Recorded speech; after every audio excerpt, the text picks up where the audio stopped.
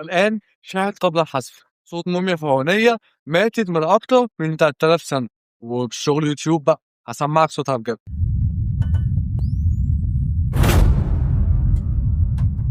السلام عليكم ورحمة الله وبركاته، أهلا بكم من جديد. والنهاردة هنتكلم في سنة 2020 لما قدروا اللي هم يكتشفوا مقبرة جديدة. في المقبرة دي لقوا كاهن فيه اسمه ناسي أمون.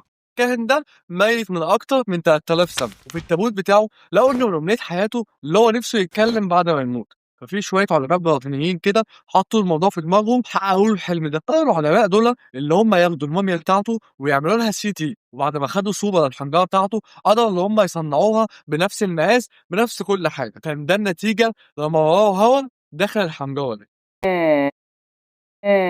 وبكده يكون اتحقق حلمه، وقدرت اللي انت تسمع فعلا صوت فرعوني مات من اكتر من 3000 سنة.